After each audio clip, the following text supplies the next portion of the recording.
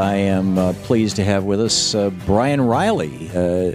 He's the J. Van Andel Senior Policy Analyst in Trade Policy at the Heritage Foundation. Heritage.org is the website.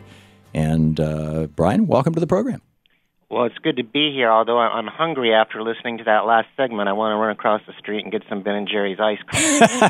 There you go. Yeah, help well, the world and help myself. Yeah, they do it good, don't they?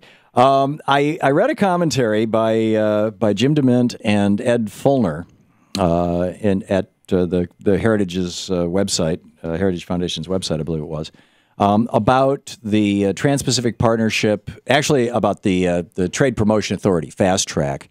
And, correct me if I'm wrong on this, but my understanding is that the way that Fast Track came out of the Senate, went to the House, and then got voted on in the House is that there's this assumption that millions of Americans are going to lose their jobs because of these trade deals, and therefore we're setting aside $700 million, which we've taken out of the Medicare fund, to pay for retraining the workers who have lost their jobs.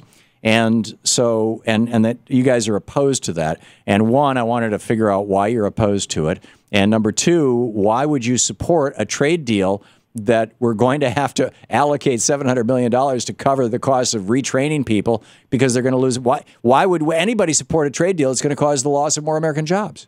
Right. Well, and we're still waiting to see what's going to happen in the House. I think the politics of this are just so crazy to watch, where you have President Obama pushing for a trade deal. You have members of his own party working against it. Right. You have some Republicans traditionally have supported free trade working for it. You've got other Republicans who don't trust President Obama to have any kind of authority to do anything. Well, and this isn't free trade. This is managed trade. I mean, free trade doesn't require, 3,000 or 4,000 pages of an agreement. That's a good point. We're supporters of free trade at the Heritage Foundation. I think that if you look around the world, countries which reduce their own special interest trade barriers are more prosperous than those that have high barriers. And I think you're exactly right, though. We could do that on our own without engaging in negotiations with other countries. That opens up a whole lot of other topics, which some directly relate to trade and some don't. We don't like the idea of associating the agreement with trade adjustment assistance, but for the purposes, for our people who are listening who don't know what you're saying, because I didn't use the proper phrase. Trade adjustment assistance is that $700 million program to retrain workers who have lost their jobs because of the trade deal, right? That's right. So you've got TPA, Trade Promotion Authority, and TAA, Trade Adjustment Assistance. And part of the political deal in the Senate was, well, if we want Trade Promotion Authority to negotiate trade agreements, then we will give you, you who are skeptical about trade, we'll give you this Trade Adjustment Assistance Program. Good trade agreements, in my opinion, don't destroy jobs overall. They cause changes in jobs, but we've had trade growth after all of our free trade agreements. So I dispute the notion that these agreements cause a net reduction in jobs. And we have plenty of worker assistance, whether it's unemployment insurance, and programs like that are available for anybody who loses their job. So to have a special program carved out, and my colleagues who studied trade adjustment assistance also just feel that it's not effective. It doesn't work well. So those are the reasons that we have skepticism about the trade adjustment assistance program. Yeah, I don't disagree that these retraining programs have, in many cases, been boondoggles. They have been, particularly when they're outsourced and privatized to companies that kind of these will-o'-the-wisp companies. They start a school and take the federal money, and then the students can't, or the workers now still can't find jobs. And what are we training people for anyway? Right. But in those cases, maybe they're on the hook for student loans that they can't get out from under, or right. So just the idea we're going to create a program, therefore problem solved. Obviously, things aren't. So is it the position of the Heritage Foundation then that we should not be doing Fast Track Trade Promotion Authority, and that we should not be doing what I call the Southern Hemisphere Asian Free Trade Agreement, SHAFTA? The administration calls it the TPP. That we shouldn't be doing the TPP? I have not heard of Shafta. I'm surprised that other people haven't stolen that from you yet. Yeah, please do. Let me give it to you. That and Obama Trade. I'm guessing you've seen the website obamatrade.com. We had Curtis Ellis on the program a couple days ago, who runs that. It's a conservative website, that lays out the conservative argument against this particular trade agreement. Yeah, I am familiar with Obama Trade. I think there are legitimate questions that have been raised. At Heritage, we have things about Trade Promotion Authority that we like, and we have some things that we don't like in terms of the specific provisions that are in the long Trade Promotion Authority bill. We would like something that is a lot more direct and simple. It says, U.S. trade negotiators, your job is to go reduce trade barriers and promote economic freedom.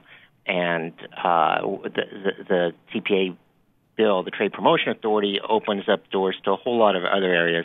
But with respect to the trade agreement itself, our position is take a wait and see. Is that because it's secret and none of us know what's in it? Well, once it is released, though, then Congress has 60 days to review it. We certainly have more time to look at it than we do with many bills that are passed by Congress. So our hope is it'll be a good agreement, and let's review it at that point. And if it's not a good agreement, we shouldn't approve it. Now, different people will disagree, of course, over what would be in a good agreement and what would be in a bad agreement. Right. So we are. We're talking with Brian Riley. He's a senior policy analyst in trade policy at the Heritage Foundation, heritage.org. Pardon my interrupting you, Brian, but we have limited time here, and I have not been able to find anybody, right, left, or center, and Sean, our executive producer, is really good at contacting people and getting them on, who will come on this program and explicitly say, yes, I am in favor of TPA, I am in favor of TPP, these, and here's why. I've not been able to find anybody, and I can't even find any legislators who will give a cogent, an explanation that isn't just platitudes. Why is that? Or not why is that? I think we all know why. In part, it's because we don't know what's in the deal. But why would Congress even be seriously considering something that has so little public support that you can't even find somebody to come on the radio and support it? Well, TPA is, to me, a little bit of a technical insider tool that. Well, it's Congress tying its own hands. I mean, well, but also they're saying to the president, we want this. These are the positions that we want you to take in trade negotiations. So what they agree to is, if you bring a trade deal back, they agree to not amend it and to consider on an up or down vote. So you have people like me or groups like the Heritage Foundation who support free trade. And a lot of people look at Trade Promotion Authority, and they'll think, best case scenario, this is going to create the most wonderful trade agreement ever, so we're going to support it. Or they're going to think, worst case scenario, this is going to wipe out our agreement, so we should oppose it. Right. And from my perspective, it's a step, it's a tool, and really what's more important is whatever trade agreement we wind up with.